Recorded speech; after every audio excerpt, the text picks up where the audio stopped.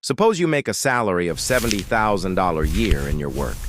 In the days when you ever fantasize about quitting and traveling the world, or the days when you simply have all the time you want to do whatever you please, you would need that money invested to earn you that same $70,000 each year in passive income.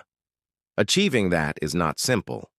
Passive income is an extremely discussed topic on the internet, and most of it is not helpful. Income-generating investments are difficult to build, involve upfront money, and can take years, decades to accumulate.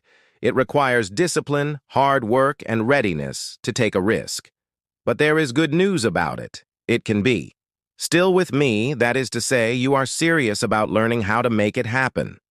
We will divide it into 3 sections in this script. First, we will lay the groundwork of how we may make income by making investments. Second, we are going to discuss particular ETFs that may assist you in receiving this revenue. And third, we will talk about how to go out and implement this strategy so that you can get some results faster.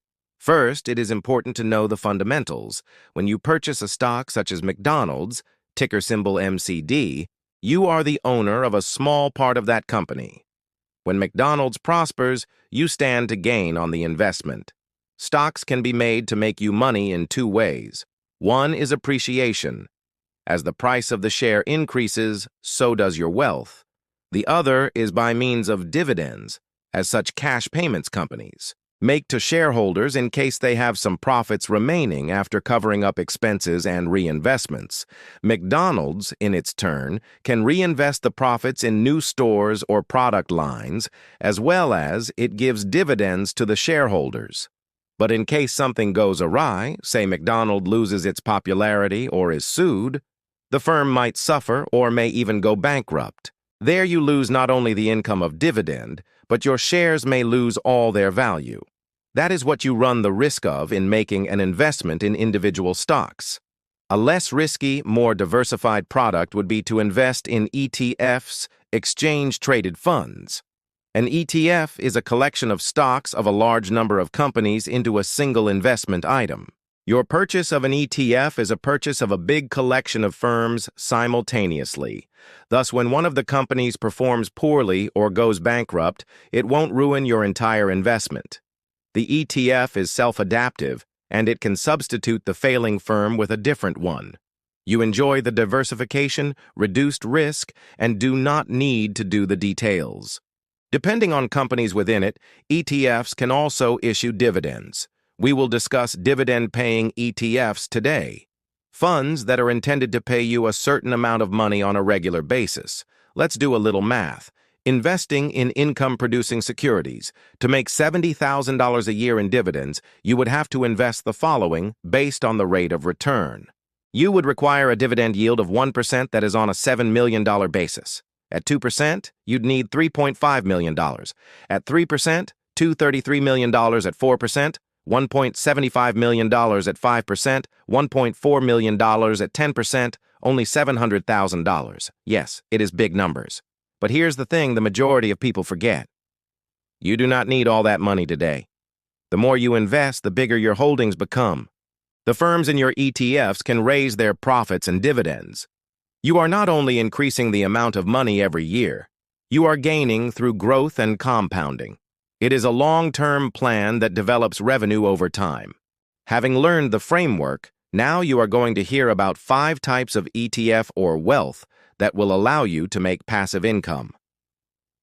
Broad U.S. Dividend ETFs, SCHD, by Schwab, and VYM, by Vanguard, are the 2 most popular examples.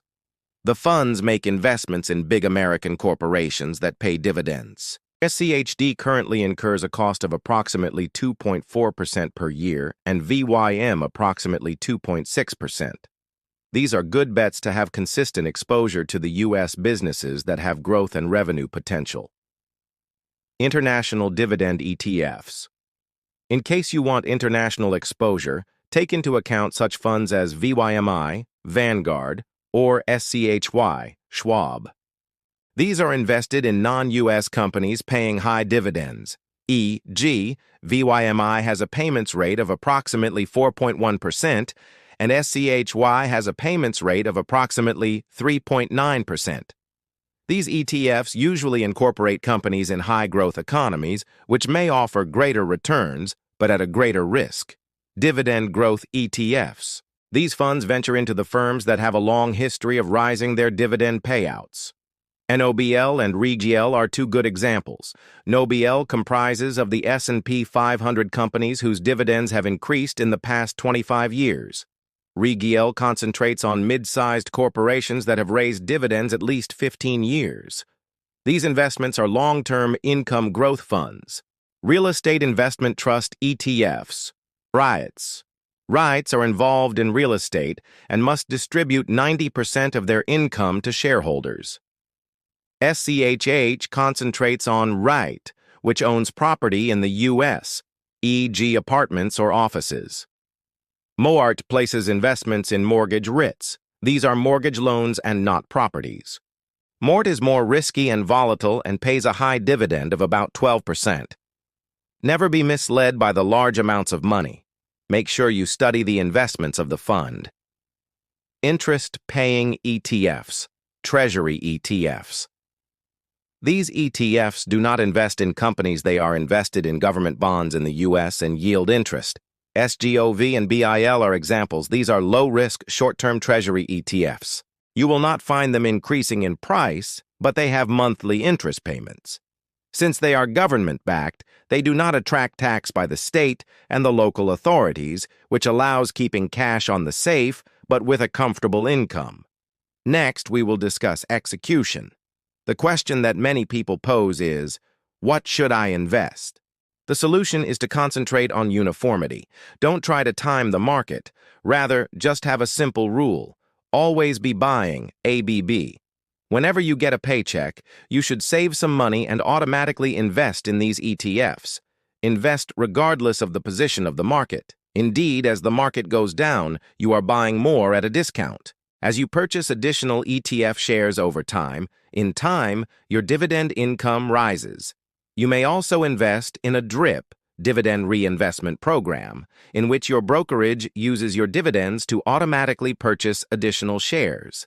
It is only to remember that even with reinvestment, you will be taxed on the dividend received. This is not a quick path. Make it a decadium. When you are able to cut expenditures and invest with vigor over the 10 years, you can begin to see a significant rise of income. Others accomplish their objectives within 10 years, some within 20 or 30 years. That is as much as you invest and how early. This is aimed at a time when your income of passive activity replaces your employment income. This is when you are financial free. There's also a tax advantage. Investment income, such as dividends, are usually taxed at a lower rate than on earned income at your workplace. That is one more reason why rich individuals focus on investments. In conclusion, we have discussed the nature of active income ETFs, what kind of ETFs to consider and how to go about it. The rest is up to you. Patience, consistency, and allow your money to work.